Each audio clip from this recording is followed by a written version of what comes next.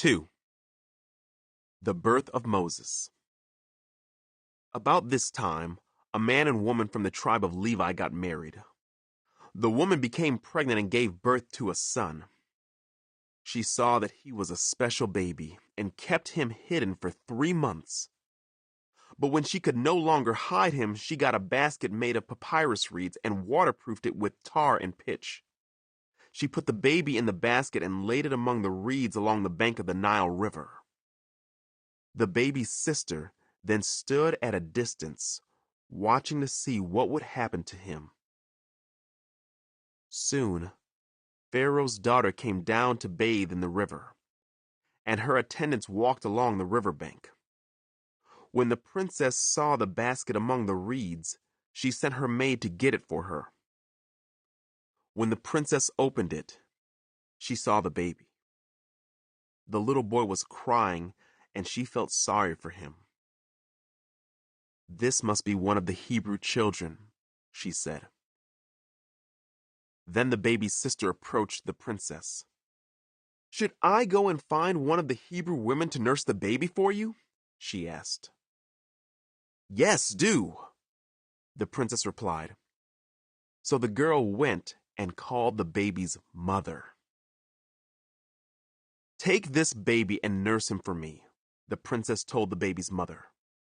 "I will pay you for your help." So the woman took her baby home and nursed him. Later, when the boy was older, his mother brought him back to Pharaoh's daughter, who adopted him as her own son. The princess named him Moses, for she explained, "I lifted him out of the water." Moses escapes to Midian.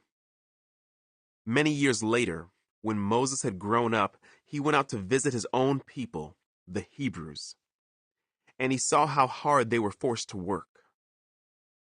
During his visit, he saw an Egyptian beating one of his fellow Hebrews. After looking in all directions to make sure no one was watching, Moses killed the Egyptian and hid the body in the sand.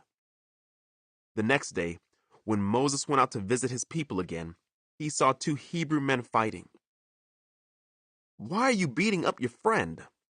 Moses said to the one who had started the fight.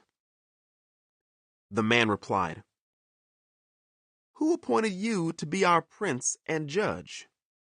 Are you going to kill me as you killed that Egyptian yesterday?" Then Moses was afraid, thinking, "Everyone knows what I did." And sure enough, Pharaoh heard what had happened, and he tried to kill Moses. But Moses fled from Pharaoh and went to live in the land of Midian. When Moses arrived in Midian, he sat down beside a well. Now the priest of Midian had 7 daughters who came as usual to draw water and fill the water troughs for their father's flocks. But some other shepherds came and chased them away. So Moses jumped up and rescued the girls from the shepherds. Then he drew water for their flocks. When the girls returned to Reuel, their father, he asked, "Why are you back so soon today?" "An Egyptian rescued us from the shepherds," they answered, "and then he drew water for us and watered our flocks." "Then where is he?" their father asked. "Why did you leave him there? Invite him to come and eat with us."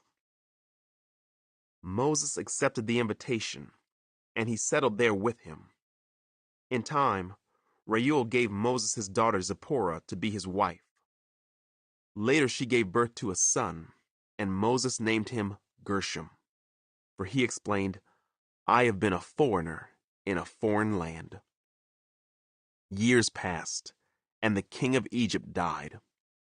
But the Israelites continued to groan under their burden of slavery.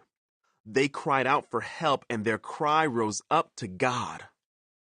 God heard their groaning, and he remembered his covenant promise to Abraham, Isaac, and Jacob. He looked down on the people of Israel and knew it was time to act.